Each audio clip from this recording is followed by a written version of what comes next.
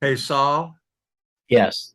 if I should have to leave this meeting in the middle of it and I haven't started the thing that I have scheduled, it's in my mini seminars and it's the last one in section C. Okay.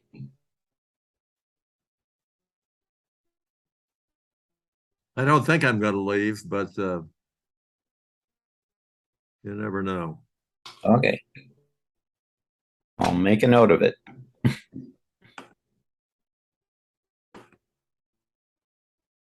Okay, let's see. What have I done? What haven't I done? I haven't renamed myself.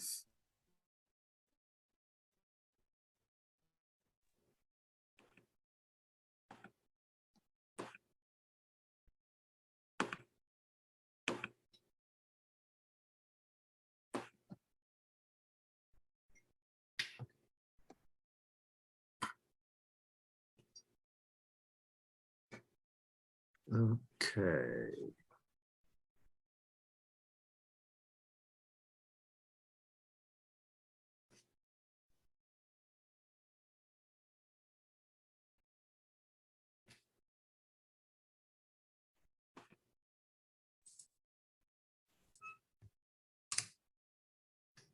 Let's see.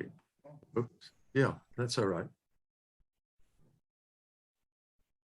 Live transcript is on.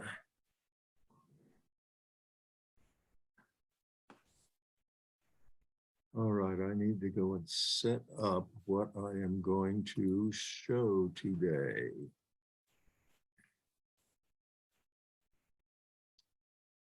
And where did I put that?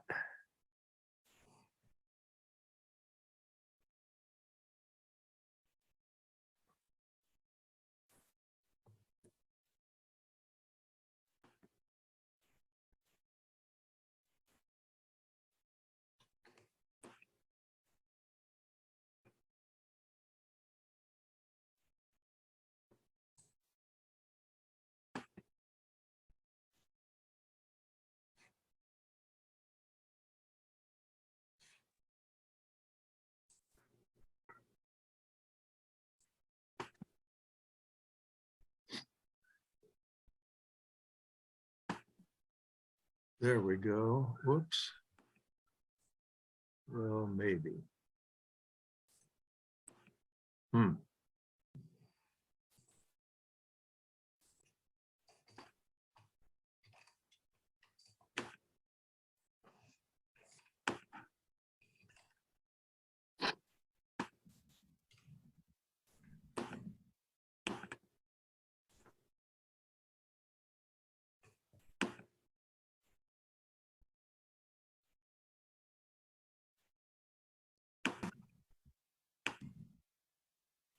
Well, we'll see.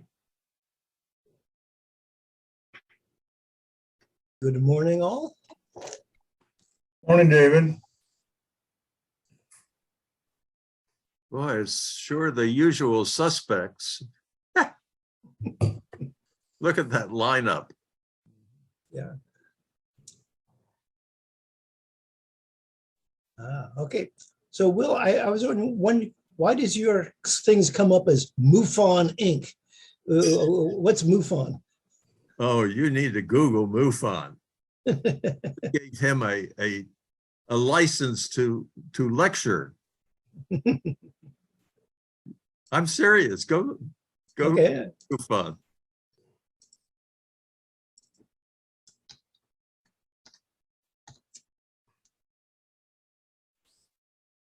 It has to do with aliens and spaceships. The Mutual UFO Network.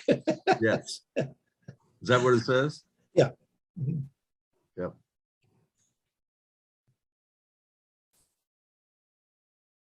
And you don't want to get a look at Will's ears, you know. That's why he wears that headset.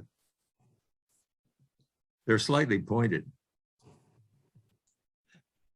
Arlene, before we get into the meeting, are you aware of Donnie Kramer's passing and the service today? Yes, I'm planning to attend virtually. We're under lockdown here. Is there a virtual attendance at the service today? Yes. Oh, okay. I- I'll go back. I probably have. It was an email from Westminster. Yeah.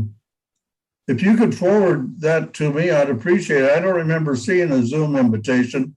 I would prefer to attend it virtually also. Okay. Thank you. I will disappear for a while and try and come up with it and send it to you. Well, if it, let me look for it first. Before the end of the meeting, I'll let you know whether I was able to find the invitation or not. Okay, it's this afternoon, so we have time. Right, thank you. Good morning, Marty. Good morning, Connie. I want to comment that Marty is keeping my fingers to the grindstone. She keeps asking questions. She even found the section on my mini seminars website where it says, make suggestions. I just sampled to see if it would go through. I wasn't sure. It went through. I'm Yeah. pretty busy the last. Although I had an old priest that whenever you came up and suggested something to him, he thanked you for becoming the committee to make that happen. Yeah.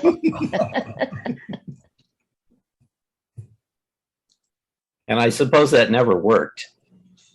And one of your suggestions has turned into a presentation by Ross Malloy, probably next week. Good, good. Yeah, he's not here, so I wanted to know about my carbonite thing. Yeah. Maybe Well, whenever, in a bit. whenever. How is everybody? Good. Good. Happy and healthy, having recovered from my COVID from 3 weeks ago. So, Oh my gosh. How about that? it wasn't bad, but it's the sort of thing that, you don't worry about it for yourself. You worry about it giving to other people. So Of course. I mean, Yeah. after about wife 3 is days, sleeping you either get better or else it goes downhill. What kind of symptoms did you have, if I may ask? The first day or so was just a bit of a fever. So I thought, maybe I've got a regular cold or maybe I've got this. And so it didn't go away in a day. So I tested, it tested positive. And then about the third day, I got a really sore throat. But after that, it was fine. But they started me on some of the antivirals, and I was on that for like a week or 10 days to do that. But after about the fourth day, I felt fine, but was on enforced staycation. Right, right. So you had to then just retest yourself or what? Yeah, the thing is, when I got done with all the antivirals, I in some ways, even after the 10 days, you can still test positive on the antibody test. If you want to be really sure, you got to go take the PCR test. PCR test. Okay. Yeah. Yeah. I find the guidance kind of confusing, especially since I've been like exposed. Somebody had it, I was exposed. And so I just found the guidance on what to do. In some ways, difficult to follow, Yeah, in some ways, if you've been exposed, then keep yourself isolated for a couple of days to see if you get symptoms. Right. But whenever you have any symptoms, go and test yourself after a day. And if it comes up positive, then you go through the rest of it. Right. How long from the time you had your first indication that you might have a problem until you finally tested negative? Well, in some ways, I haven't tested negative on the antibody test, and I didn't. But after 2 weeks of being symptom free, then I was back into society. But first week, I had my mask on all the time. Now I've done that. But it's the sort of thing that with the antibodies, they're testing that basically the antibodies tell you whether you have or had COVID because the antibodies are there in your system. Whereas the PCR test is telling you PCR tests can be expensive and you have to really ask to get them. So But I waited my 2 weeks and did with the full string of the antivirals. If you're in the military and you live in San Diego, you can just drive down to the hospital and get in line and you get a PCR test. And they also hand you a free test at home kit. Yeah, I've got several of the antibody tests at home, and that's basically what I use to see if something happened and I'm testing positive. So that was. Let's see, we're up to 12 and it's 10:28. So we'll wait a while.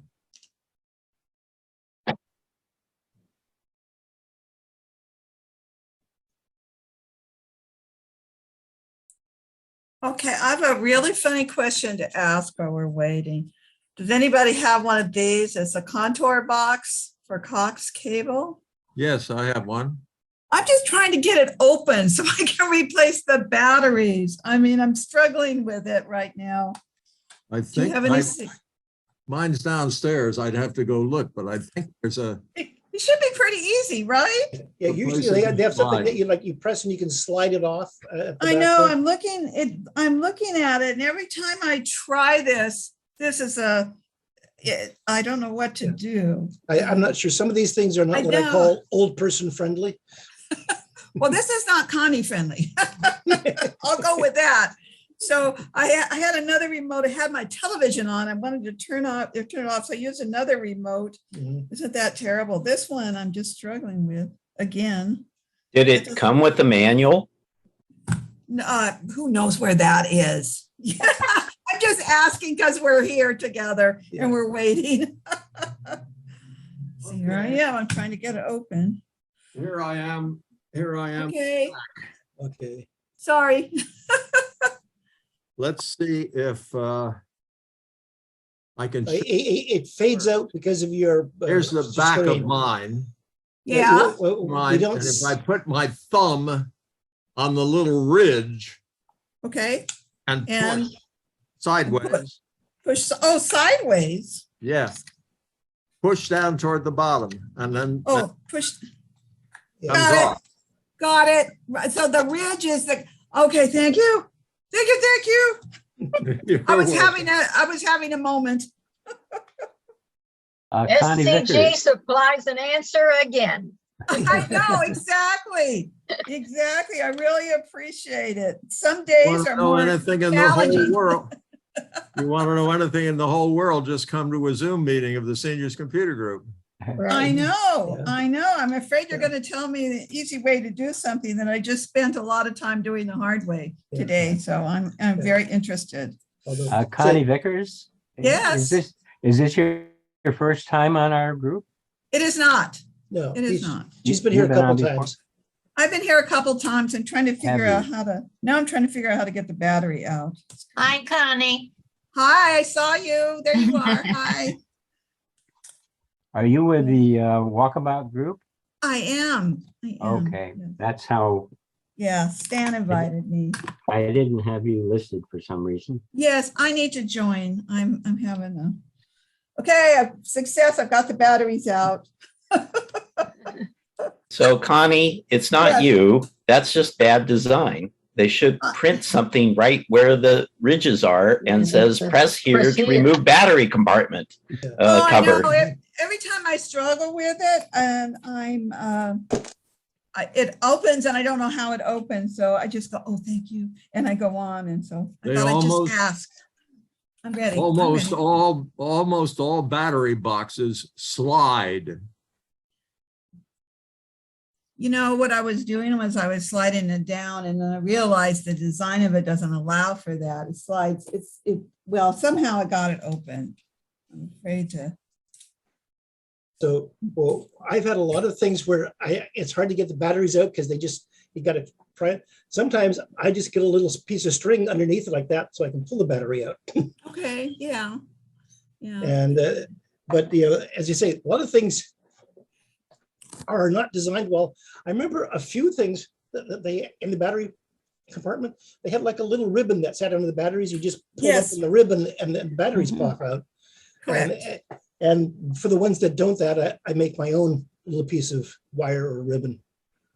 Oh, I see what you're saying. And so basically, I just take a little piece of wire and I put it underneath there so that when that comes time, I can just pull it out. Okay. You know, I read about something I didn't know before, but batteries normally don't discharge on their own. But if they're in a magnetic field, they will discharge. That's new knowledge to me. I didn't realize that, but Okay, you get a Ro- battery in a strong magnetic field and it will completely discharge. Ross looks like he's, So the batteries that we have, like alkalins, they make charge by a chemical reaction.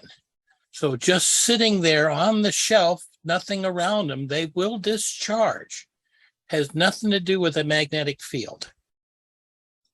But to discharge, You're breaking up. I couldn't understand what you said, sir. they better You're still breaking up.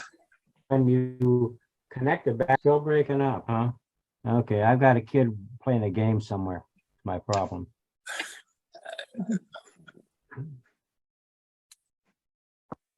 Tell him to get off the game.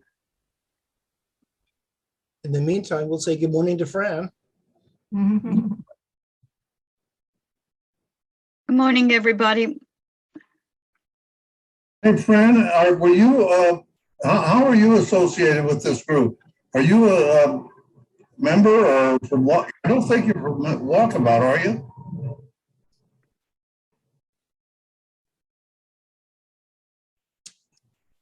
We're not hearing you, Fran. You're,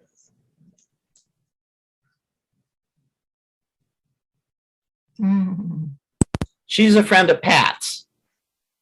Oh. Okay. We can see your lips, Fran, we can see your lips moving, but we cannot hear you.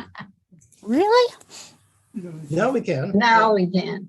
Yeah, it was probably just a weak moment. Yeah, we lived in San Diego for 20 years.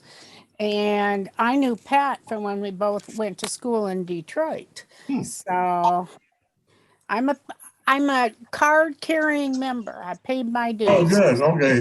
My apologies. I didn't realize you were a SCG member. Yeah. I don't know what walkabout is. I don't even know what it is. Sounds fun. Okay. I'll join. She's part of our something that international. Our president belongs to Walkabout, and he is always touting Walkabout. And he's brought in some members from Walkabout. By the way, if anyone here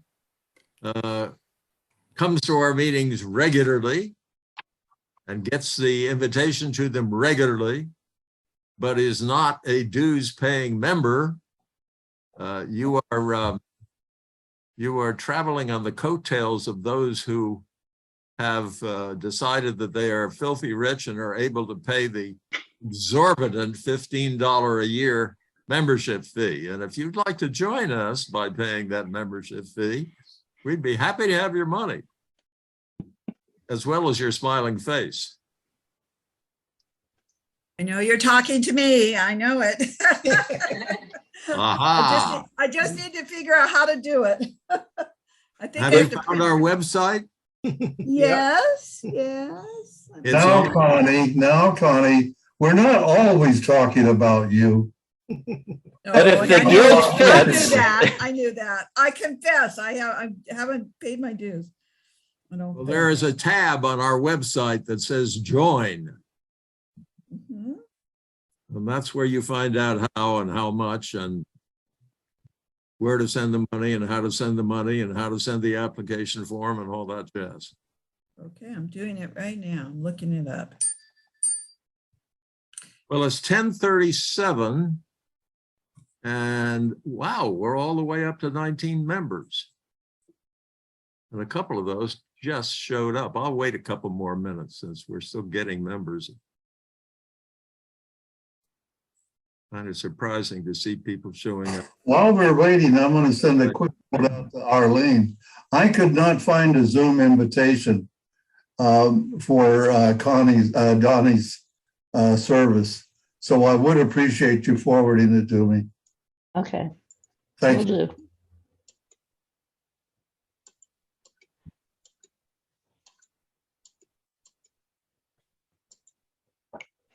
So I got a quick question. I like these video filters and virtual backgrounds. And when I go to video filters, it says it's been disabled. Is that from your end? Because I have it turned on in my settings. So is that turned off as part No. of? No, I think if I click video settings, I can get,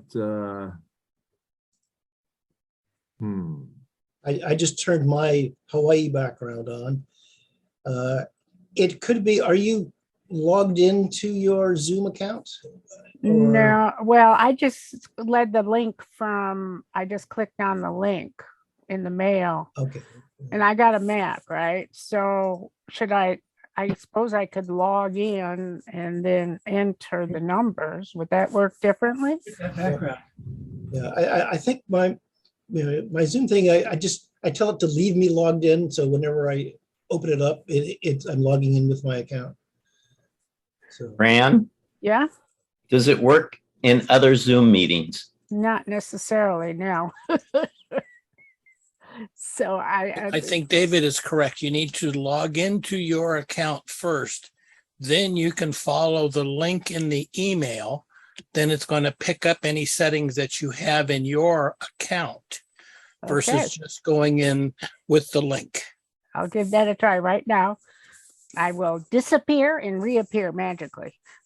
Okay, I will just say that I am not logged in, but I can get to the studio effects if that's what you're looking for. Yeah. And so I don't believe what was stated is correct. So, but I have them turned on in my settings. So I don't know. Maybe I need an update or something, or it's the update that turned it off. I'll give it a try though. Thank you, And, Sal. and I will say that the Zoom app is a little flaky in this regard. Sometimes Yeah. they do just disappear. So sometimes reinstalling the app helps. Okay. Well, I'll be right back. So Like magic. Mr. Saul, if you're not signed in, where do those settings get stored? Presumably on my computer.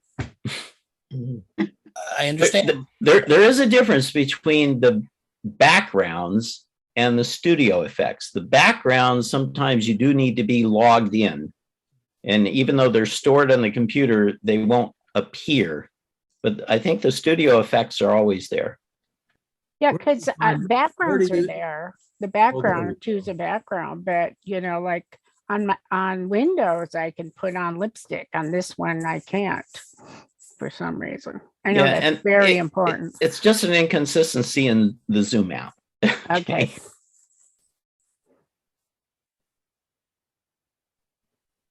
let's see, somebody said they were leaving. I don't want to start while they're gone and going to be right back. That was Fran. Yeah, and I saw Lupe sign in briefly, and she is not there now. Yes, she is. Oh, she is? I see her Yeah. video tile. I see Lupe. Hello, Lupe. I'm not seeing her. Who said they would be right back? Fran. Alborg. Is she back? Not yet. Well, then I'll wait a minute. And Stanley is turned into an avatar. Anyone have a Q&A question while we're waiting? Why can't I see Lupe? You say you see her. There she is. How many people do you have as a count on the participants, Stan? Hi, Lupe. You're muted, so you need to unmute. Okay, I'm the There you go. Welcome aboard. Thank you. Is there more than one page? No, Yeah. Well, it There are depends 20 what device you're on. If you're on your tablet, there's probably several pages. Okay, because there's 20 right whoops, now. Somebody just disappeared. There were 22 participants a minute ago. Who just, Fran popped in and then popped out. Yeah, she was gonna sign back in, somebody. Okay, you're good, still good. You're still there, Lupe. Okay, Same with thanks, Will. Barbara. Will disappeared. Will is still here on his video I tile. He just doesn't have his exactly. camera on. And That's maybe everybody could stop talking for a moment. And Stan, how many participants do you have on your Zoom app toolbar? I have 21. That's correct. And Lupe is among them. I just want to quick say that Lupe is a guest from Peninsula Shepherd Center by a personal invitation from me from a recent meeting. And so this is her first introduction to the Senior Computer Group Zoom meeting. Say hi, Lupe. Hi, everyone. Hi, Barbara. Hi, Lupe. Hi, Connie. And I hear Mary Margaret. Is she there? No? Nope. And Okay. Yeah, David is Barbara's there. hello, Yeah. Lupe.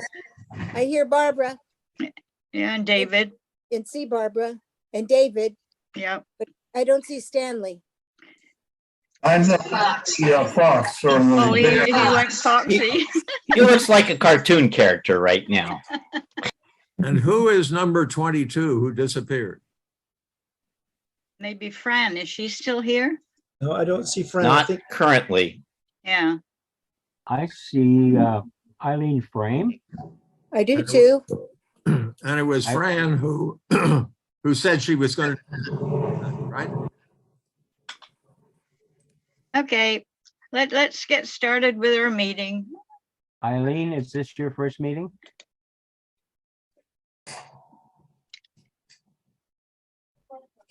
You're muted, Eileen.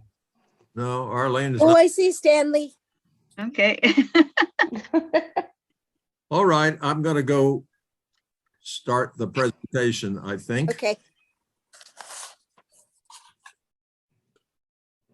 Let's see if this works.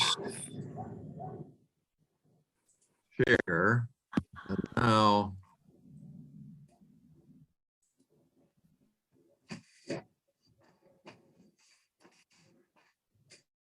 There are times when you might want to attach a large number of files to an email.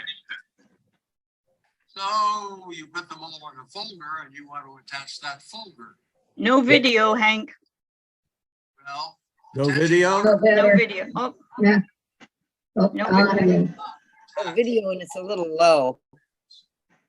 To an email. Hold on. Okay, now. What do you all see now? Sol, We see a File Explorer window showing the icon for the video. okay? And if I double click on this icon, now what do you see? You should start it first and then share it. There are times when you might want to attach. Okay, you're not seeing it now?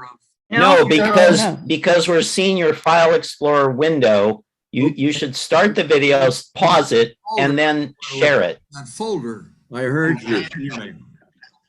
Well, attaching one or two files is easy, but you cannot attach a folder as is. Can you hear that?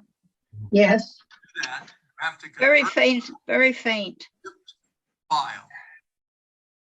To do that, you right click on the folder and Internet Explorer. Hold the phone. You click send to, and then you choose. There we go. All right, now. Fran is back.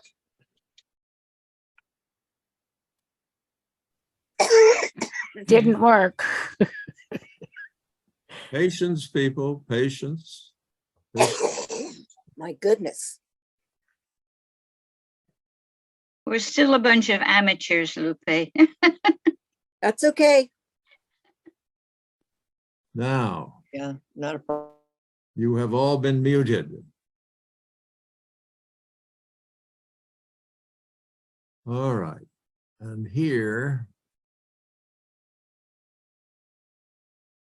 Let's see if I can remember where this is. Ho, ho, ho. It's in Camtasia 3. It's in attaching a folder to an email. It's in a folder, attaching a folder to an outgoing email.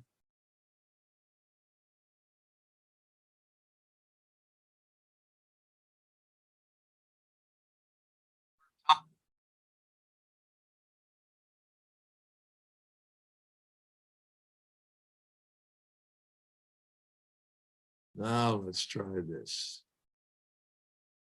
Share screen.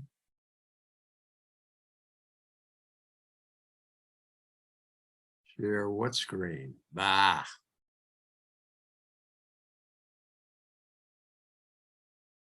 That's not working.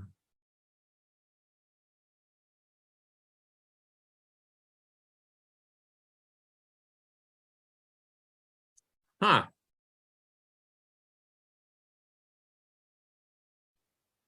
Well, that's difficult. Hank, would you like me to try playing it from my computer? I don't know.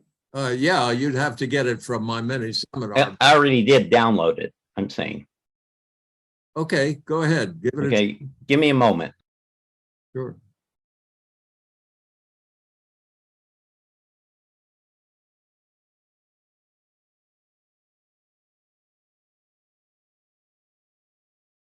Doing what you suggested did not work. I started it, but I couldn't find it when I went to share.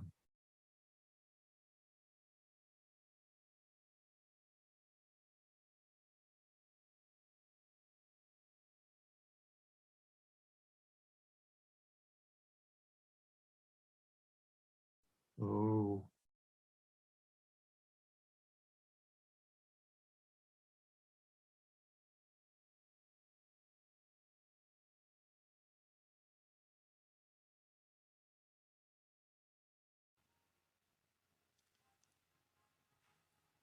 There are times when you might want to attach a large number of files to an email.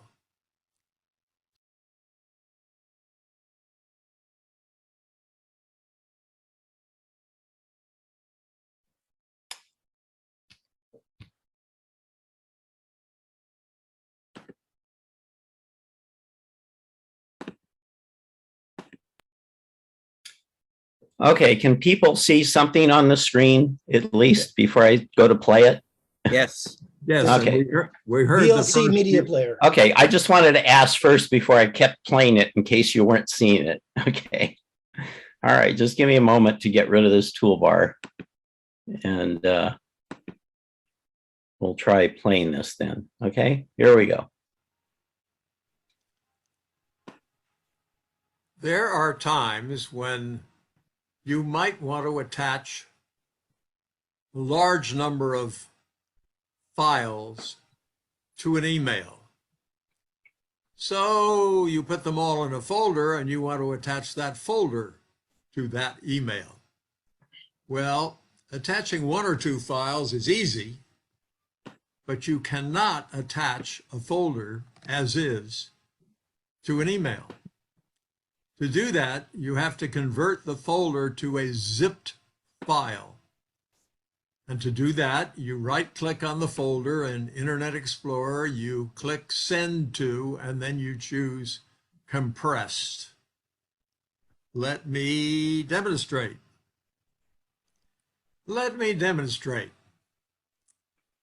In my computer, if I go to Internet Explorer and look in my documents often used, one of the items in there is SCG stuff. That's Seniors Computer Group, things that I have saved. And one of the things inside that folder is board agenda. And in board agenda, there are all sorts of files. Files for lots of different years and lots of different board meetings, et cetera, et cetera. supposing I wanted to send that board agenda folder to somebody, maybe our president. So I go over to my email program and I set up to compose a new email, and I go to attach. And when I get to attach, I go to documents often used, and then I go down to SCG stuff, and then I go to board agenda and I try to click on board agenda. When I do, it just opens up all the things that are inside that folder, and I can choose one of them, but I can't choose all of them all at once. So what do? Well, I go back to Internet Explorer. I go to board agenda. I right click on it, and I go down to send to, and I find compressed zipped folder, and I left click on that. And all of a sudden there is a new file, not a new folder. There is a new file called boardagenda.zip. And I can go to my outgoing email now and come to my documents often used and my SCG stuff. And in my SCG stuff, there is a boardagenda.zip. And when I click that, it is now attached to this email that I haven't constructed yet. That is just how you do it.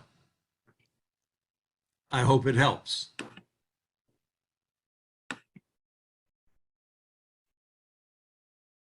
Thank you, Saul. Are there any questions? Yes. How does the person on the other end open it? Just like a usual file? Yes, and when they open it, I think the first step will be, I think the first thing you will see will be just the thing that looks like a folder, only it has instead of an icon that looks like a folder, it looks like a zipper, or a folder with a zipper down the middle of it. And you click on that, and then it opens the individual things that came in that zip folder, and you can open each one of them separately. Okay. The second question is Saul, probably for Saul, since that was the Windows thing, is the Mac pretty much the same, or? Yes. Yeah, I mean, basically, there'll be a built-in way to compress a set of files into a single zip folder and attach it to your email. Okay, thank you. That's it, Pat? Yep, that's it. Sorry, I should have said how many questions I had. That's all right. That's all right. Okay. David.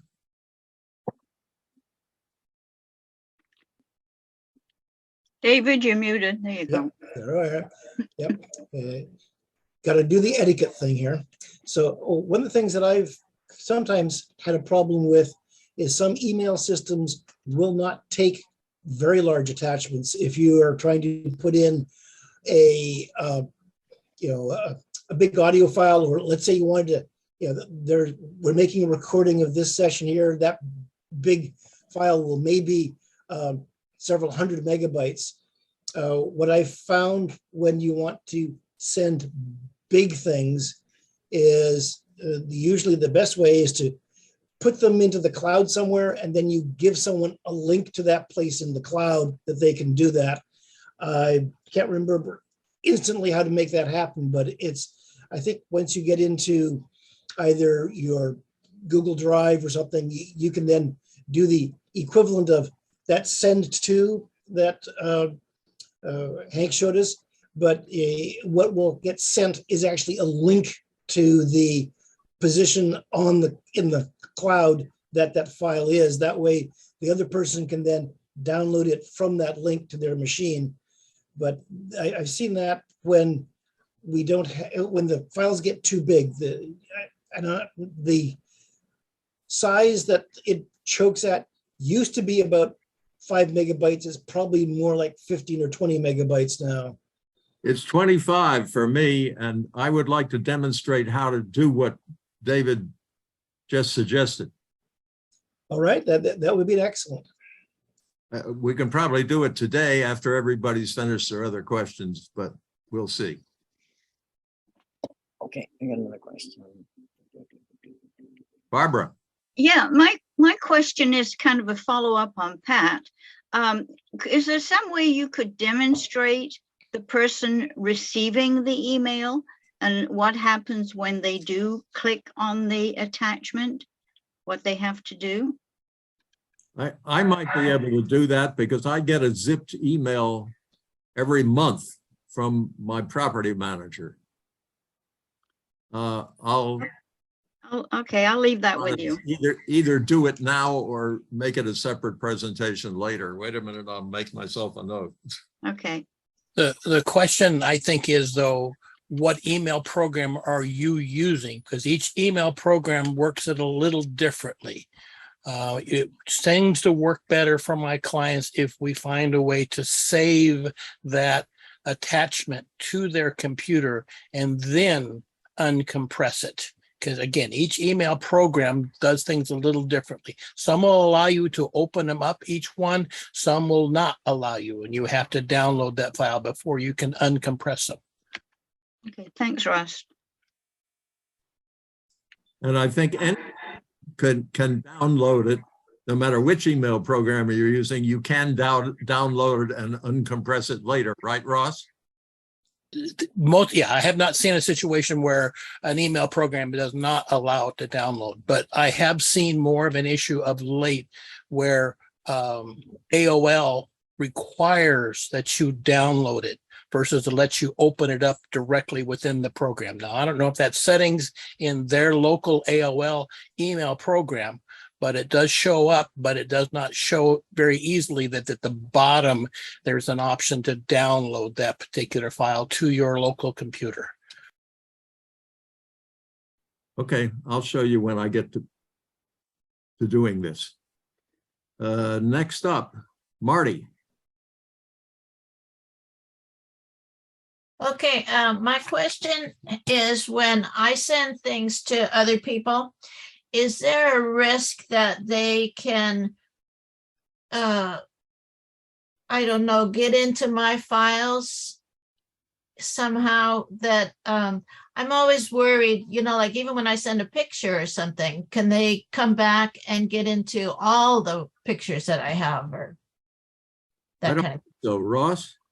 So no, if you are the one that's controlling sending that particular set of files or individual file, then no, there's no way for them to come back through that path and have access to your computer.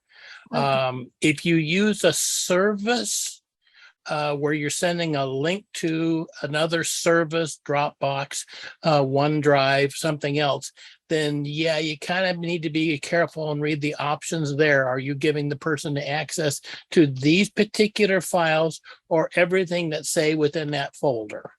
I see. Okay, good. Or sometimes it's read and sometimes it's write access. Again, that's an option with when you're using a service. If you're using an attachment, then no, you cannot, the person can't.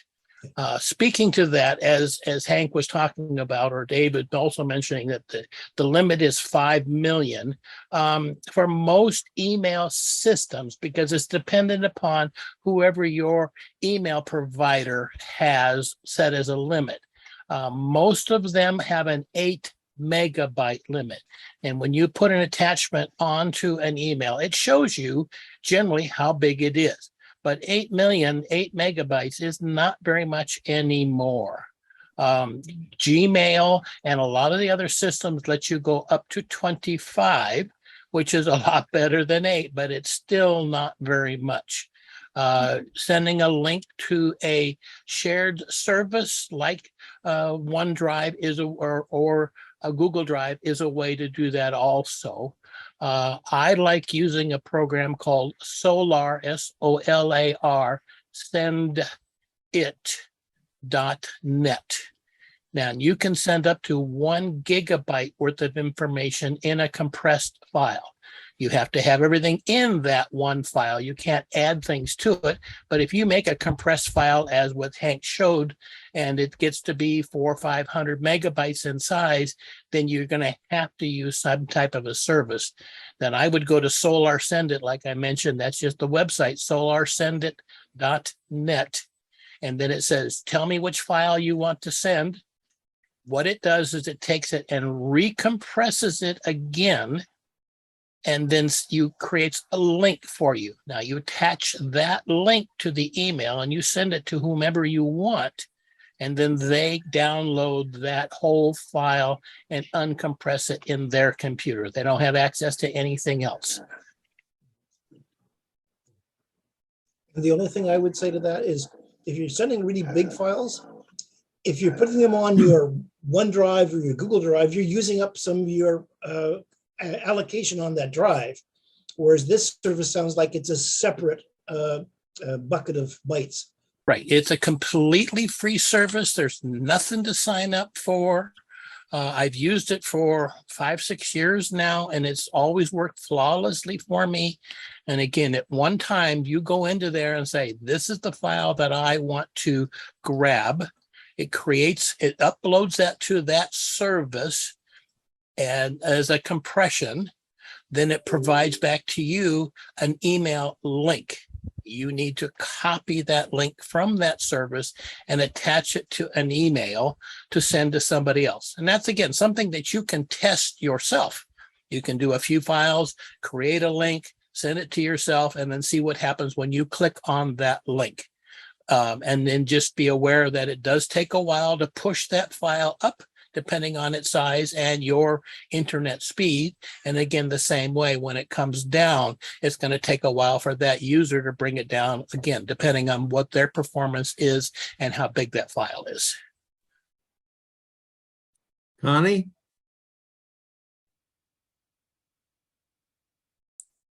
Okay. My question is, I understand the process, but I'm trying to, and I've been looking at my iPhone here, I'm trying to send photos from my iPhone, in a folder, but I don't know how to create the folder on the iPhone. I'm going to try your process using my computer with folders I already have, but I don't quite understand. And I know this isn't part of the presentation today, the moving things to the iCloud and getting them back. I don't understand that, because basically what I want to do is move some folders into, folders of photos off of my iPhone to my computer. I guess that's what I'm trying to do. And I don't know what that process is. Again, I think that's a separate presentation. Yeah, I do too. Yeah. And actually, I did send Hank recently a suggestion for a topic, and it might be part of that one, is using smartphones and how to do certain things on them that aren't the same as on a computer. That would be great. I'm going to try this process you just talked about on my computer. I didn't even know that capability was there. You can call Apple and say, I need help with, and you can say iCloud on my phone and an iCloud on my computer. And that's either Windows or a Mac. And then once you set that up, then it automatically synchronizes that information from one place to the other. So if you have an iPad, an iPhone, and a desktop computer, those pictures show up on each location. Now, the downside is that they give you 5 gigabytes worth of space for free, and then you have to pay money to go to the next levels up. But it is really cheap. For $1, you go from 5 gig to 50 gig. And I think for $2 or $3, you go to like 200 gigabytes. And that's the really, really cheap. And it works very well. It once it's set up, synchronizing goes very well on those Apple devices. Ross, thank is you. that $1 per month or $1 per year Per or? month, Monthly. monthly. As you will see if you go there, most companies are trying to come up with a subscription way on a monthly basis that you pay them some amount of money for everything. And that is lucrative. It is much more lucrative than one-time payments. Well, if you were to go in and say, I want to sell my business, the ones that you have contracts for that bill other people on a monthly basis, your business is worth a whole lot more money. You're not planning on selling your business and disappearing in a puff of smoke, are you, Ross? No and no. Good. We would miss you terribly. It has to be an awful big puff of smoke. That's funny. Patricia. Yeah, I had a couple of questions, but I just wanted to ask Connie, you can make albums on the iPhone, and I'm wondering if the album, this isn't the question, this is, but what from, if you make albums, aren't they also folders? So you're sending, can you send an album? I guess that's part of the other thing. Yeah, can I send an album? Saul is shaking his head no. That would make it really easy, wouldn't it? Because I do have albums. So I'll just wait for that different presentation, I think. Okay, same. Yeah, I just spent, this moving of the subject of today's presentation is of interest to me because I just did this and it was very time consuming what I did. And okay, thank you. Yeah, I'll look at the albums. But Saul's shaking his head no. Yeah. Miss Connie, I would recommend that you again work with getting the iCloud to work on your desktop computer and you manipulate your pictures there. That's much easier to do than to try to do it on an iPad or an iPhone. Being able to click on things with the mouse and move them where you want them to go, again, is much easier for there. It will synchronize to the same information. So if you make folders, they will show up on your other devices.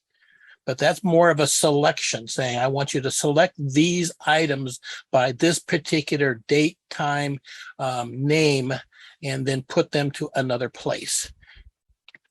You can use your phone as a camera to take pictures, but your computer is a much better place to organize them. I agree. I agree. I'm in trouble there. I need to be doing that. Again, you have an Apple device and Apple is very, very supportive of you because you have an Apple device. If you call the Apple support line and say, this is who I am, this is my email address, they'll look up and say, okay, give me the serial number or show you how to come up with a serial number for your device. Once you have that, you can say, how do I? And they'll show you. Okay, thank you. Thank you. Okay, so I have a two-part question regarding the sending files and stuff. The first part is how many millibytes? Is there a place besides the trial and error process where you can find out how many millibytes you can send? And the second is a question that's related to that, because usually they ask if you want the small, the medium, or the large, and they've got certain millibytes on that. But what I was always wondering is, what is the person on the other side seeing? Does anybody know that one? So if I could answer that, Pat? Sure. When email started, and some of them are still at this level, as Ross alluded to, I would say it's actually safer to say 7 megabytes is the maximum size that you could attach to an email, not 8. And while some providers, such as Gmail, may let you do 20 or more megabytes for an attachment, to answer your question, yes, it does depend on the recipient of the email. If the recipient's email service provider limits it to 7, then it doesn't matter if you can send 20, they won't get it. It's a system. It has to work end to end. Okay, yeah. What, So, what And email the service do you the use, answer Pat? to your other question, Pat, which is there one place to go find this? I think is a resounding no, because every email system on both ends is different. So oh, you have to first check with your provider. Who is the last name of your email address? oh, well, I use hotmail.com or google.gmail.com. Well, Google lets you do 25, and I kind of think Hotmail lets you do the same. But then you could Google for that maximum attachment size for Hotmail, and Oh. it should come back and tell you. And then you need to say, okay, I'm going to send it to Mary, and Mary's got a Gmail account.com. Then you know that she could get 25 megabytes at her end. Okay. Oh, okay. But again, if you use if it's beyond those limits, using the Google Drive or Solar Send It would let you go up to Solar Send It, lets you go to 1 gigabyte, 1,000 megabytes. Okay, so then, but again, the recipient may not be able to handle that.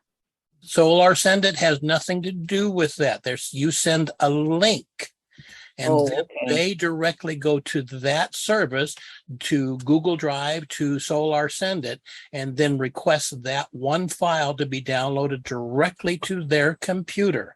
And they don't have to worry about. Now, it does get to be at a certain point, how much space do they have on their computer, but that's a really small amount to what in general their computer will hold. Oh, okay. All right. Are you done, Pat? Yes, thank you. Thank you. Very Will. Mr. Wakely. Wakely disappeared. No, he didn't. Where is he? Maybe he did. He turned his video off. He's at the bottom. Oh, there he is. I see him.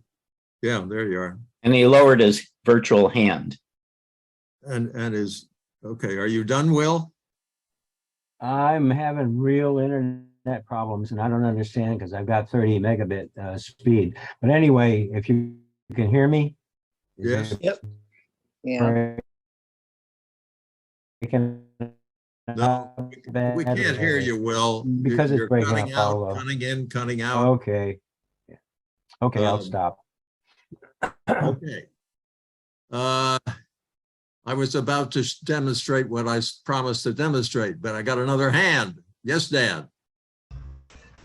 Yes, let's get back to the basics. First thing you have to realize is what is the file extension you're sending? Because some people with older computers or different operating systems may not be able to recognize or open that file. But all we've been talking about today, I believe, is the .zip. Could you send another file type? Yes, but as what Hank showed, or if I mentioned with Solar Send It, that's a .zip. If you use Google Drive, yes, you can do any file type that you want, except I don't think it'll let you do an executable. I think it'll block that.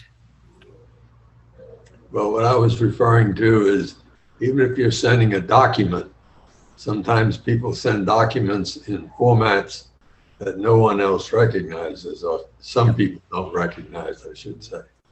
Yeah, like a DOCX, and if you don't have Word of the right variety, the right vintage.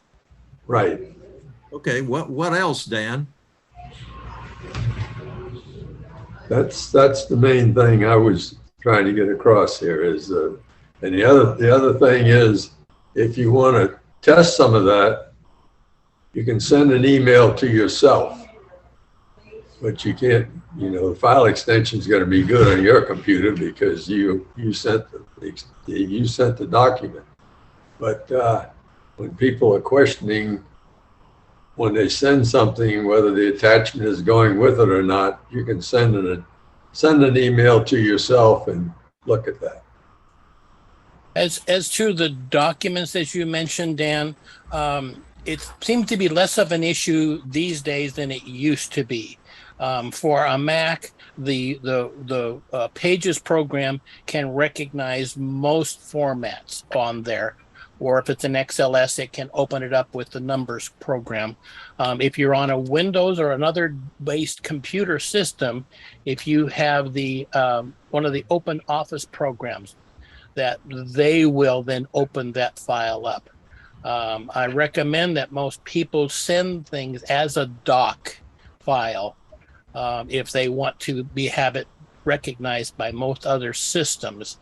If you're going to try to use it for publishing, I really like them having the same program on both ends, because then what it's going to look like is what it's going to look like on both sides. I have someone that insists on sending me videos, and lots of times the video format is not compatible. I use VLC player, and it seems to be able to play most of the video formats because the ones in Windows or based in the other programs don't seem to have all the decoders that are in there. But VLC program, that's a free download, seems to be able to handle most of it. Yes, I have downloaded that, and that helps considerably with that. Yeah. The other thing that I just wanted to say, sometimes if you're sending docs, those are files that they can then edit on their end, which is maybe that's what you want to do.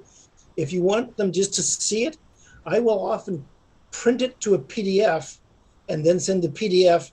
And PDF stands for portable document format. So it's got a lot fewer issues with being unreadable on other systems. Yes, well, that comes back to recognizing the file type you're sending. Are you done, Dan? Okay, Dan took his hand down. I'm now going to demonstrate something that I do every month that covers large files and how to send them. I'm going to do it in Gmail. And the reason I'm doing it in Gmail is, one, it works for me, and two, if you don't have a Gmail account, you can get one very easily, and it's free. And it has lots of capabilities, and the sizes are pretty big. So here is my screen sharing for the moment, which is my Gmail account. And supposing that I click on Compose, and supposing I go down to the paperclip, which is the universal signal. Hold on, wait a minute. Let me see if I can move that. No, I can't move that. Bah. Oh dear. Just a minute. More.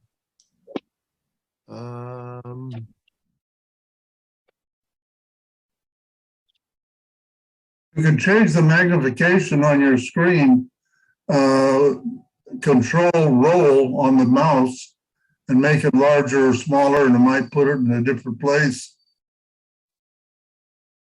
Maybe. Just a minute.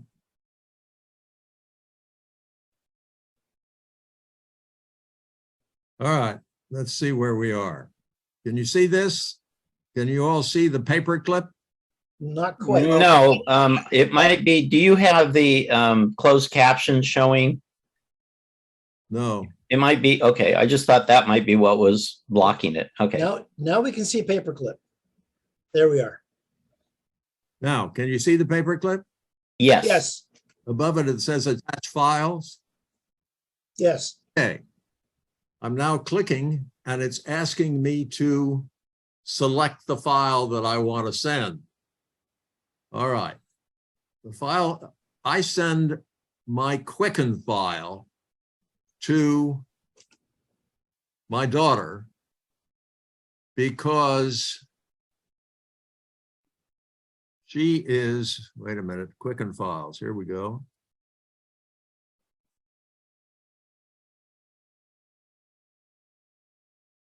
Oh, great. Well, you could send the latest one. QIF files. Don't make Hank mute everybody.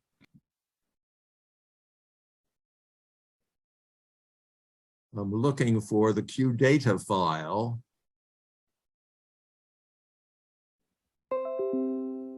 Come on, where are you? Hold on a minute. It doesn't matter what file you send, just grab a file and send it. Just a minute. I want to grab a file that is over 25 megabytes. Patience, people, please.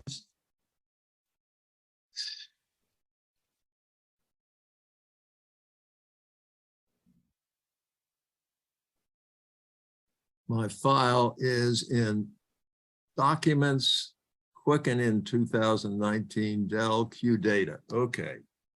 So let's go back to this. And I'm looking at, I should be looking at Documents.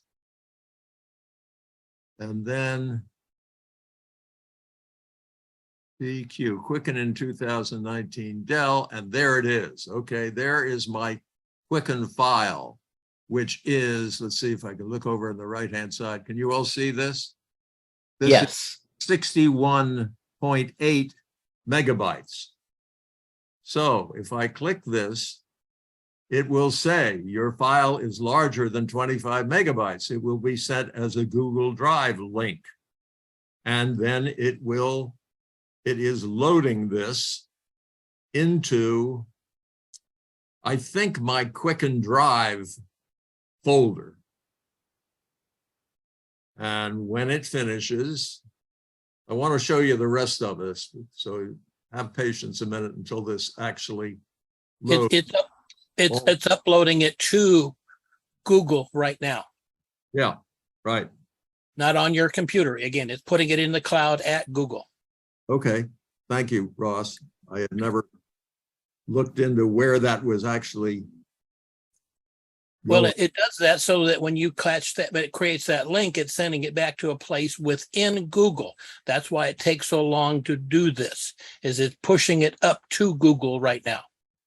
Yep, has to get it all the way up, all 60 megabytes, 60.4 megabytes. It also means that that file is available for someone to download, even if you turn your computer off. Yes, dear. Just a minute. I will cover that. Yeah. Well, it's you have to provide them the link. I would think it would be very hard for anybody to find that particular file because it's not putting it up to your Google Drive. It's putting it up to a service within Google, I believe. And besides having the link, there has to be one more thing, which I will show you as soon as this 60.4 megabytes is into the cloud. And we're about 3/4 of the way there. So a little more patience, everybody.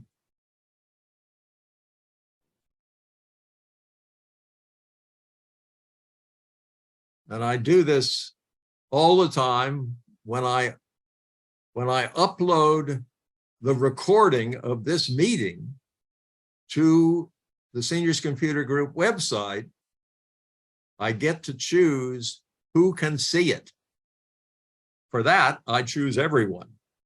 But for this one, I do not want my Quicken file to be read by anyone except my daughter, who is my executor. And the reason I send it to her every month, at least, usually a couple or 3 times a month, is that I was 90 2 weeks ago today, or no, yesterday, and I could disappear with or without a puff of smoke. Okay, recipients. I'm going to send recipients to my daughter. And Quicken file is the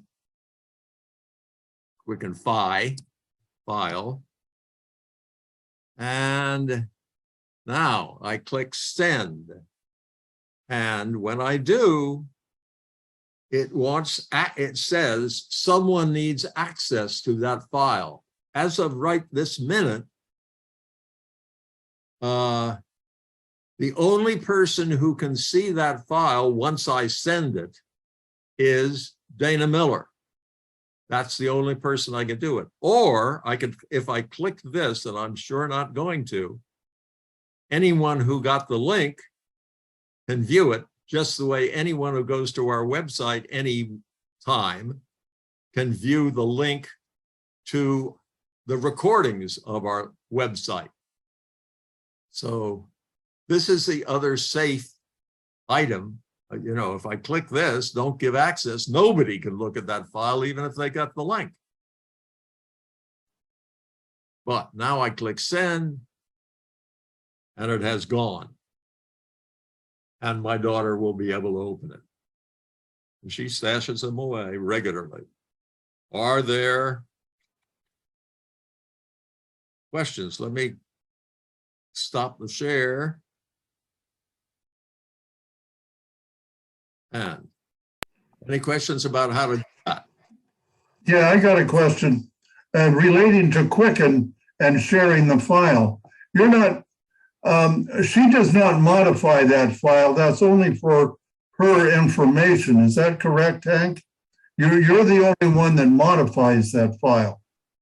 No, I believe that she can download the file and open it in her copy of Quicken and then do anything else that I could have done.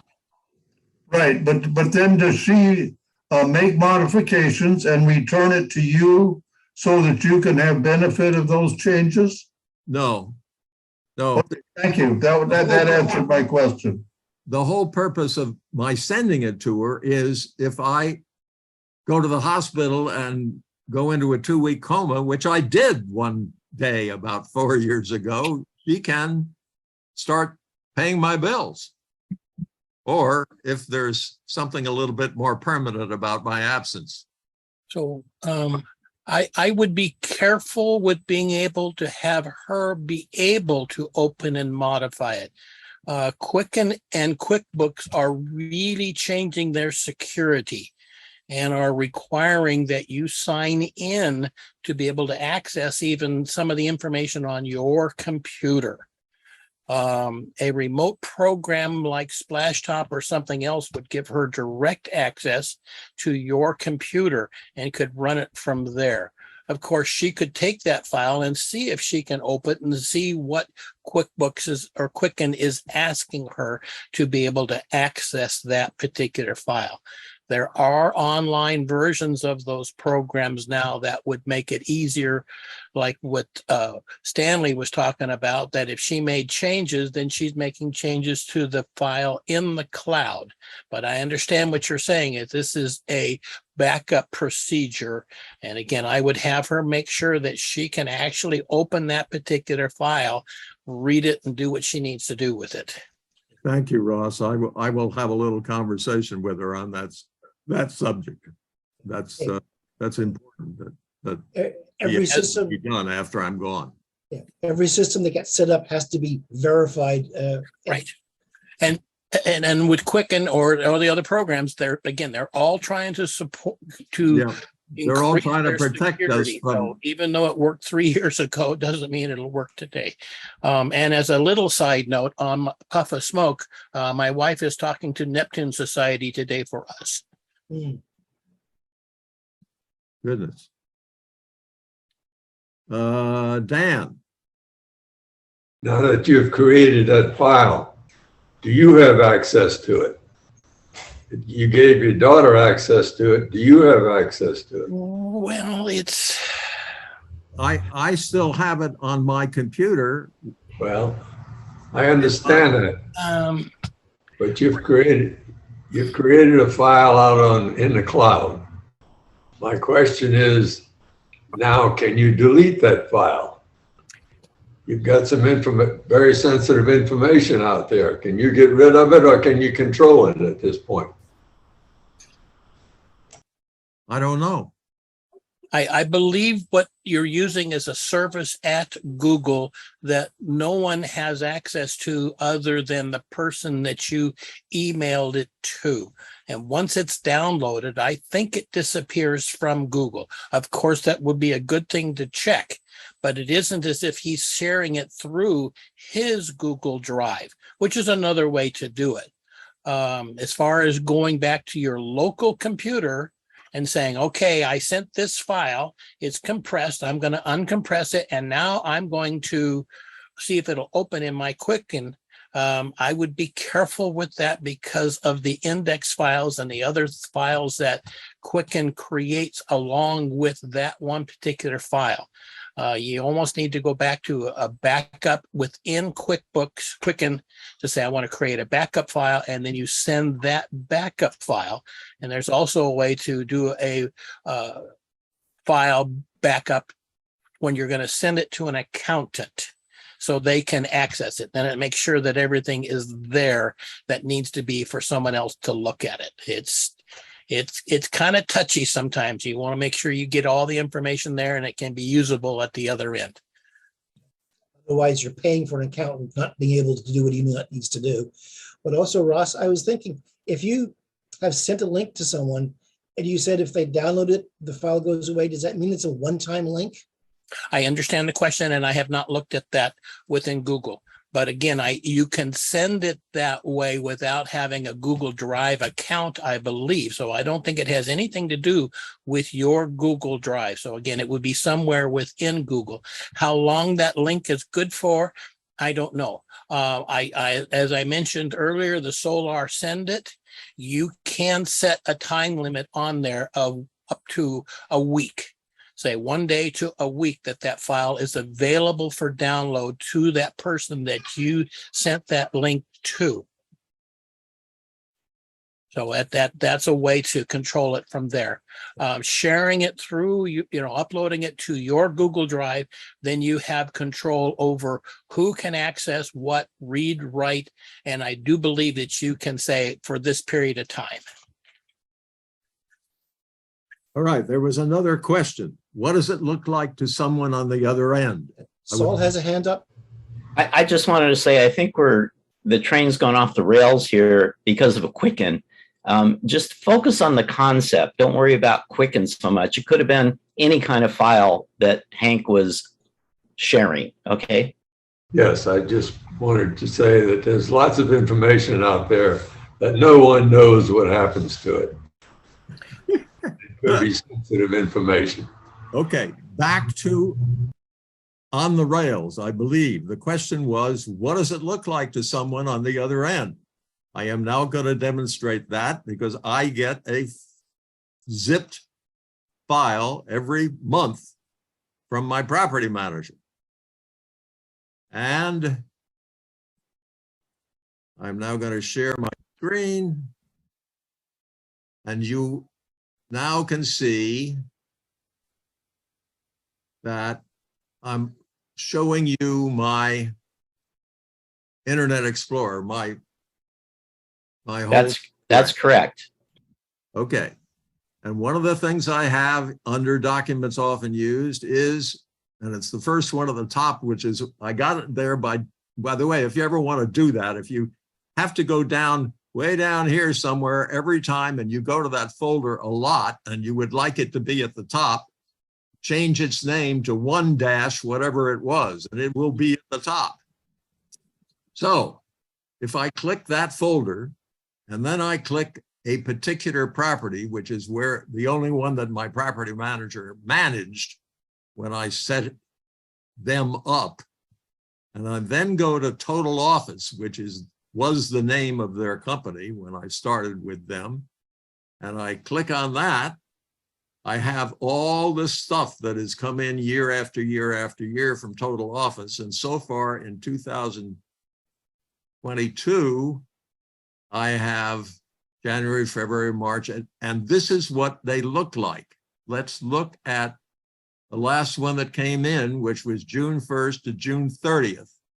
And you see that the folder looks like a folder, except it's got a zipper down the middle of it. And if I click on that quote folder, it unzips. Well, it's what is in that zipped folder. Lots of different things, just regular files in that zipped folder. And I can open any one of these by just clicking on it the normal way, which I am not going to do because it's none of your damn business. Oh, excuse me. All right. Are there any questions about that, about what it looks like to someone who receives a zip file and how they get at it? Thank you, Hank. You're very unshare. I have a quick question. What if you wanted to save those files separately and not keep them all in the zip? They're in your computer separately. They're all No, but I say like I had a file and 2 I had to send somewhere else and 3 went to another file. well. So I let's- just go, when I click on them, then I deal with them individually. Let me try to answer your question. Take the example that I used in the demonstration, the one that said board agenda. That folder that has board agenda stuff in it is still in my computer. The folder is, and within the folder, all those individual files that were originally in that folder are still in that folder. When I right-clicked on the folder and then left-clicked send to, and then went over and selected compressed, when I did that, I created a new file in that same folder, which is a zipped file. But all the individual files in my original individual folder and the original individual folder that said board agenda are still where they were in my computer. I didn't do anything to them by compressing them into a new zipped file. Does that answer your question? No, that's like the opposite of my question, but that's okay. I understand what you're talking about. What was your question? I thought you said what has happened to the. No. I said when I unzip it and I want to save it to a certain place, and I've had problems with trying to save it to a different file. So I always recommend people try to use save as everywhere, because that way you're in control as to where it's saving it. Now, as what Hank showed, he had a number of files that were in there that he was displaying, and the Windows Explorer program was temporarily opening those and making those available. So if, let's say, it's a word processing document, you could then click on that word processing document, it would open up, and then at that point, you could say, save that one file to wherever you wanted it. Or and then it wouldn't have to dependent on the Explorer or the Chrome. That's correct. Once you have opened it into, say, Word, and then you do a file save as, then it's going to be saved as the document type that you save it as, like a docx, and then it has nothing to do with the zip program, and you don't have to worry about that. Now, I would not be too concerned. Zip is very, very reliable. I use another add-on called WinZip that gives me more options as far as the file type I want to create. And it also gives me the chance, if I wanted to put a password on that. So if we're saying I'm going to send a particular file, again, I could password protect that, send it off, and it makes it that much harder for someone else who intercepts it to have access to it. Nothing's perfect, but it makes it that next step harder. So I downloaded, you can do takeout from your like Google Pics or your Google Docs. And I got like 12 different zip files of pictures that I had to open up. Yep. And I ended up with them being saved all over the computer. I guess I didn't understand where to send it to first to just get it with my pictures. So again, if you right click on that file, once you have downloaded it from your email program, it should give you the option to say extract all. And then you give it where you want to put that. If you want to put it into one subfolder, or have it go into the nesting, say, under your photos, it can put it there. But that is your option to do. And I would, that the way I try to recommend people do it is they do it with a folder or a zip file that has 2 or 3 folders in it and only a couple things in each one of those folders. So if you do it wrong, you don't have a lot of cleanup that you have to go back to and get rid of. The other thing I'd recommend is when you go to look for a file, if you're on Windows, then you can have in there, what's it called? Your recent documents. Quick access. If you click on quick access, it'll show you the files that you were recently working on. And that way you don't have to go look for them in whatever program it was. If it was a picture, an Excel sheet, a Word document, it's in that list of the files that you recently worked with. Thank you. David. Yeah, I was just going to say that oftentimes, once you get that zip file and you put it on your thing, you can use the Explorer to open it up, or you can right click on it and you can say uncompress, and then it actually makes a real folder with real files that are in there. And then those files you can then just use with the regular Explorer stuff to move them wherever you want to move them. Sometimes there's a bit of an issue if you open a file that's inside a zip thing and then you say save it, it's trying to push it back into the zip, and some programs have a problem basically pushing it back into the zip file, because it's going to take the file that they had and then it has to actually recompress it and put it back into the zip file. So I always tend to unzip it, work with regular files, and when I'm done with it, I'll zip it up again and send it. I think that's when you're looking at that particular zip file as an attachment in an email. You have not saved that file out of your email to your computer. And I understand what you're saying is that when you go to save it, it's trying to push it right back in there. You've made a change to it and save it back within the original zip folder. So I would recommend most of the time that you try to save that file, that zip file that you got as an attachment to your computer, and then work on it from there. I don't see any more hands. It's 11:45. Must be time for Q&A. I thought we just had Q&A. No, guess not. This was presentation follow-up. Any cues other than for the presentation and the discussions that followed? Well, for Joan and I, it's 3:45. Well, that's getting pretty late in the day on a Saturday. Tea time, isn't it? It's 1:45 for me. It's almost Saturday. That's really interesting that we have that many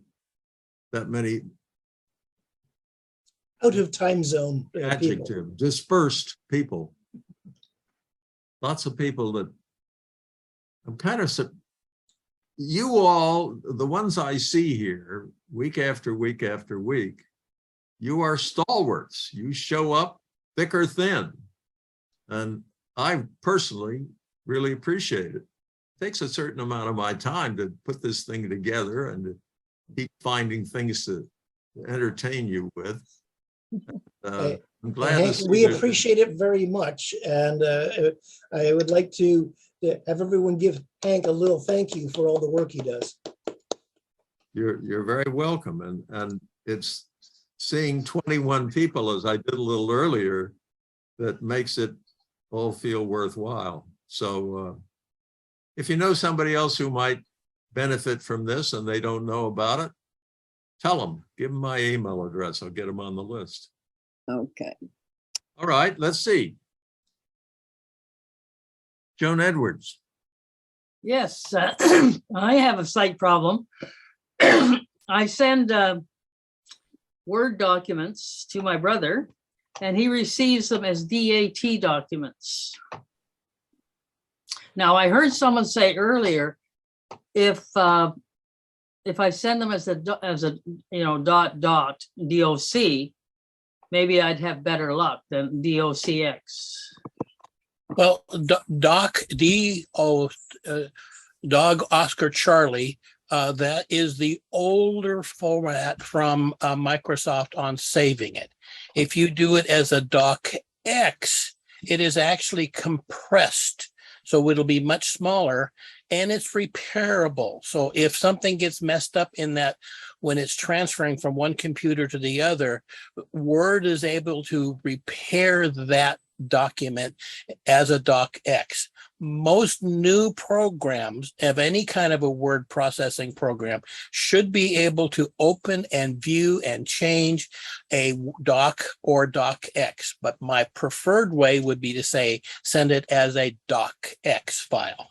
And then when you go to save, again, I always try to make sure that I use a file save as, because it's telling me this is what the name of the file is, this is where I'm going to put it, and this is what the last name of the file is going to be. And if you say, I want it to be, say, a PDF, you just go down to the bottom, click on that little down arrow where it says doc, and then you can choose any one of those other options as far as I'm going to rename it to this type of a file. I do that, but when he receives it, it comes as a DAT file. Is that boy alpha tango? Oh, DAT. DAT, Dog Data. Alpha Tango. Data. And if I can address that Thank you, Saul. with a couple minute history on email, because it's relevant, is email originally was designed as a plain text format, like texting these days, without the emojis because they didn't exist. Okay. And as far as I know today, that's still true. Okay. The only thing all the email systems know how to do is process plain text. I know it looks like magic because we make enhanced HTML kind of emails and we do file attachments and all that, but all of that stuff has to get encoded as plain text for the email system to process it, send it, and receive it. And when you attach files, the recipient system may be different than yours, and how it comes in and how it gets decoded. And it wasn't all universal and almost seamless like it appears to be today. This used to have to be done manually by the sender and by the receiver. And there were different protocols in how to encode it and how to decode it. And Windows did it one way and Macs did it another, and Linux and Unix did it another. And the twain never met.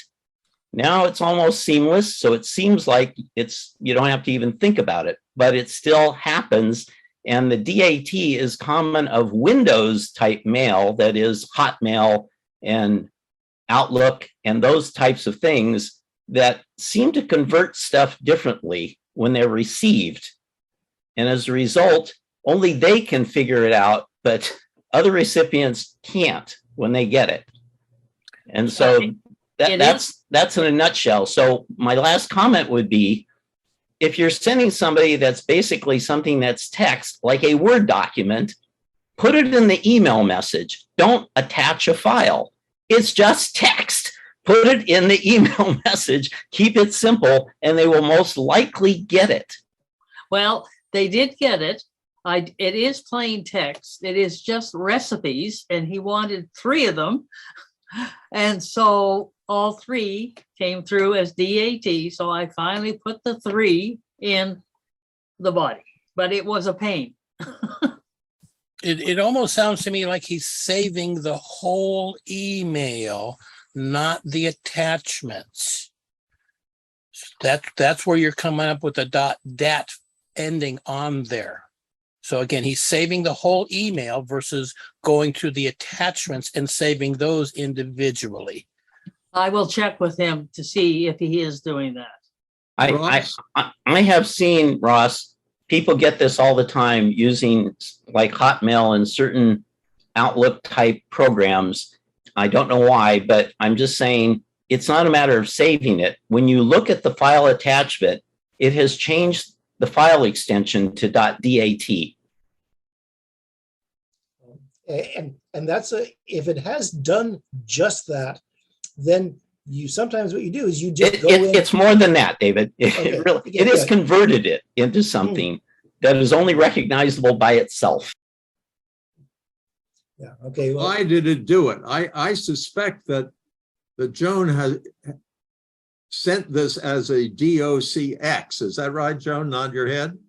Yes, I did. And then later I did send it as a DOC, but I haven't heard back from him about that. I would suspect, and this will be interesting. I'd like you to report back when you find out, but I kind of suspect that he has a Microsoft Word program vintage 1992. No, well, no, 1988. That's probably the first Microsoft Word program.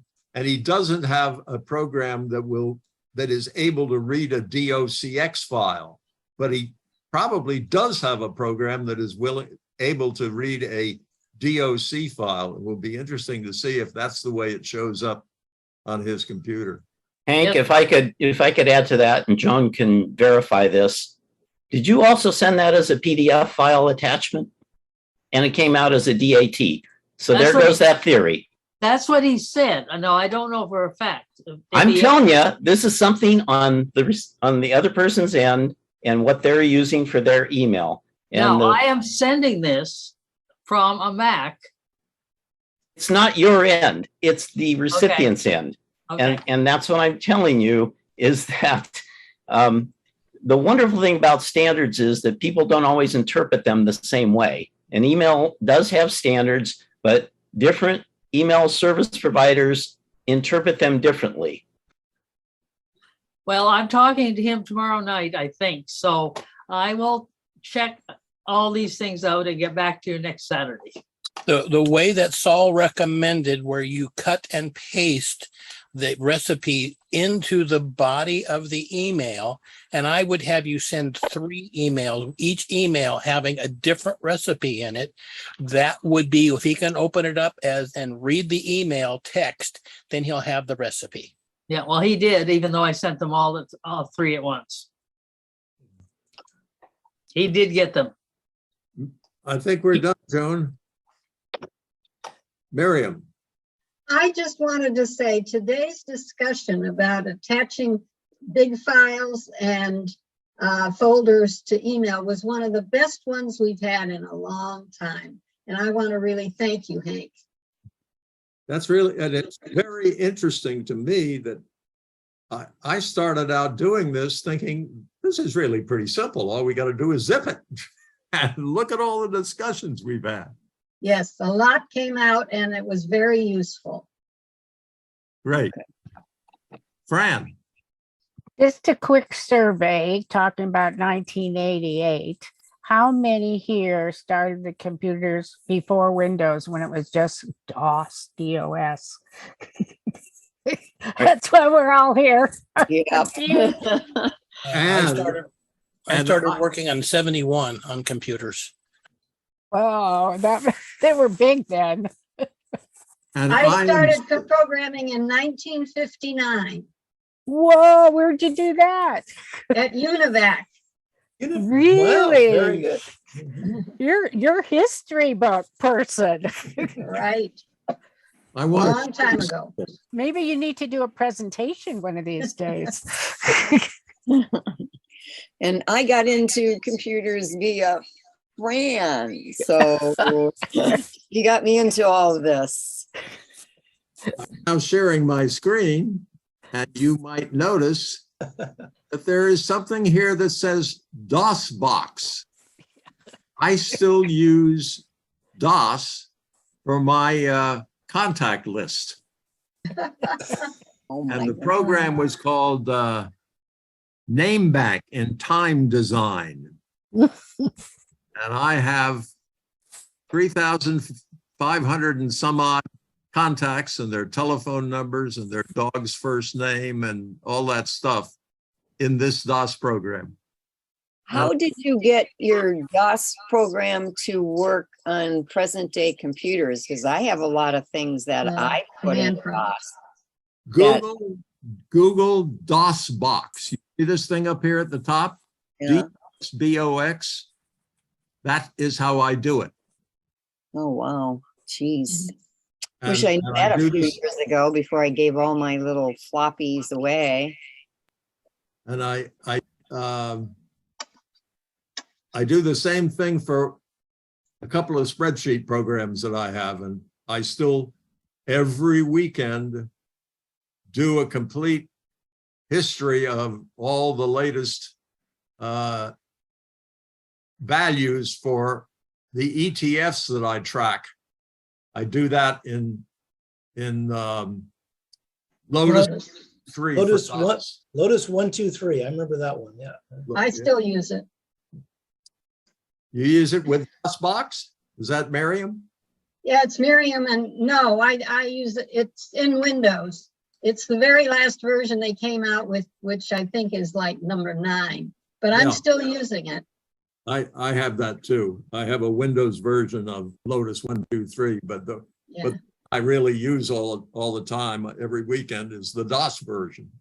AMI Pro, anybody hear of AMI Pro? Yeah. Hmm. Okay. No, it was by Lotus. So. It was. Yeah. And it got famous because it was the first one ever to give support on the phone for their program. Dan. Yes, file extensions.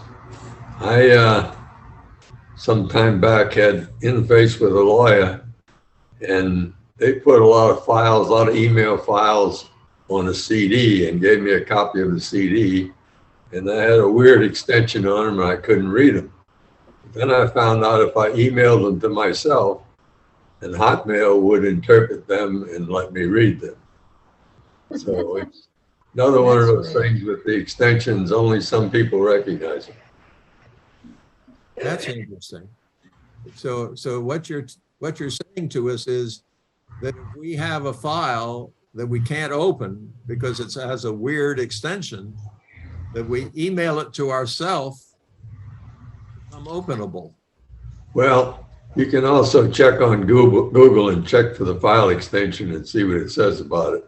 Yeah. Sometimes they'll lead you in a path. All right, I think it's getting kind of late. Anybody have something else they want to talk about today before we close this down? I have a couple of suggestions for next weekend, but they both involve me learning how to teach you all about an iPhone. And one, I don't have an iPhone, and two, I don't know anything about iPhones, and I don't think I'm going to get qualified in the next week. So Can we draft Saul? I think if you do it for an Android, it'll be close enough. Saul is the one that suggested that I find somebody to do this presentation. I don't know, maybe David. Sorry. You can check with Mary Burns, and she's doing summer school now, so you could ask her. Yeah, Mary hasn't been on here in a long time. I'd love to have her come and give the presentation. Or maybe even Jenny. Class from her, please suggest that. I'm quite familiar with the iPhone. What is it that somebody would want to know in the presentation? I forget.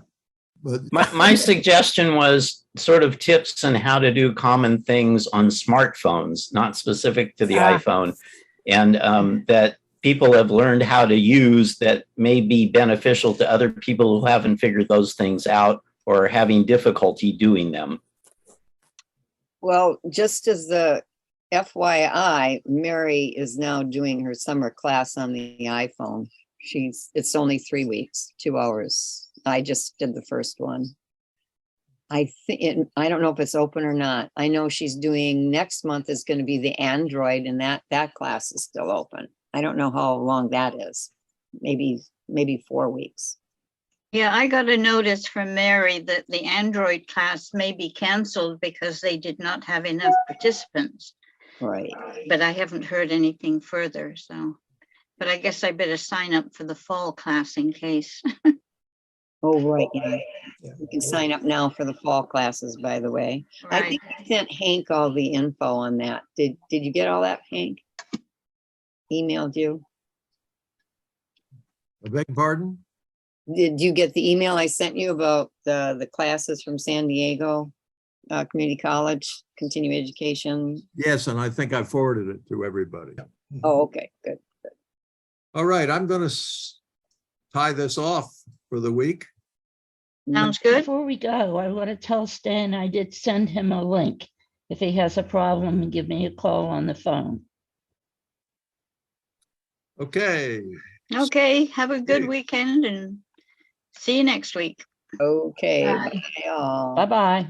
Stay well.